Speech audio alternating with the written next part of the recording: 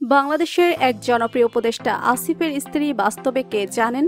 দেখলে চমকে যাবেন। তাই বিস্তারিত জানতে ভিডিওটি না টেনে শেষ পর্যন্ত দেখতে থাকুন।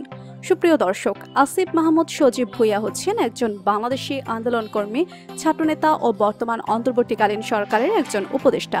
তিনি এছাড়া বৈষম্য বিরোধী ছাত্র আন্দোলনের অন্যতম একজন সমন্বয়ক, যার মাধ্যমে তিনি 2024 সালে সংগঠিত কোটা সংস্কার আন্দোলন ও অসহযোগ আন্দোলনের নেতৃত্ব দিয়েছিলেন। তিনি ঢাকা বিশ্ববিদ্যালয়ের ছাত্র অধিকার পরিষদের সাবেক সভাপতি। 2024 সালে কোটা সংস্কার আন্দোলনে তিনি সামনে থেকে নেতৃত্ব দেন এবং গুরুত্বপূর্ণ ভূমিকা পালন করেন।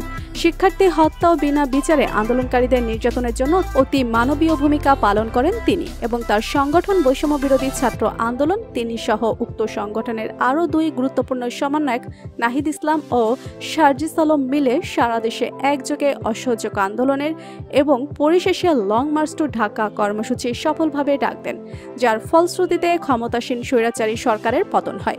তিনি 2024 সালের 8 আগস্ট বাংলাদেশের অন্তর্বর্তী সরকারের উপদেষ্টা হিসেবে নিযুক্ত হন এবং 9 আগস্ট যুব ও ক্রীড়া মন্ত্রণালয়ের উপদেষ্টা হিসেবে দায়িত্ব পান।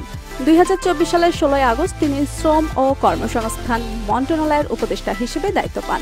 আসিফ 1998 সালের 14 জুলাই কুমিল্লার মুরাদনগর উপজেলার আকুবপুর ইউনিয়নের আকুবপুর গ্রামে জন্মগ্রহণ করেন। তার পিতা মোহাম্মদ বিল্লাল হোসেন ও মাতা রোকসানা বেগম। প্রাথমিক শিক্ষা মা বাবার হাতে। প্রথম শিক্ষা প্রতিষ্ঠান পায়ের খোলা প্রাইমারি স্কুল।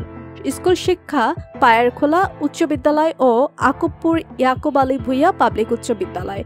আসিফ মাহমুদ ঢাকার তেজগাঁও থানার নাখালপাড়া হোসেন আলী উচ্চ বিদ্যালয় থেকে এসএসসি পাশ করেন।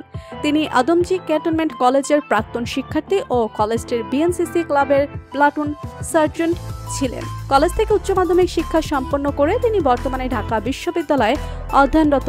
তিনি ঢাকা বিশ্ববিদ্যালয়ের ভাষাবিজ্ঞান বিভাগের 2017 থেকে 2018 শিক্ষাবর্ষের শিক্ষার্থী। আর জানা যায় তিনি এখনো অবিবাহিত। তো প্রিয় দর্শক, আসিফ মাহমুদ সজীব ভুঁইয়াকে আপনাদের কাছে কেমন লাগে অবশ্যই কমেন্ট করে জানিয়ে দিন আপনাদের মতামত। আর ভিডিওটি ভালো লাগলে একটি লাইক দিন এবং বিনোদন জগতের সকল ধরনের আপডেট পেতে আমাদের চ্যানেলটি সাবস্ক্রাইব করুন। ধন্যবাদ।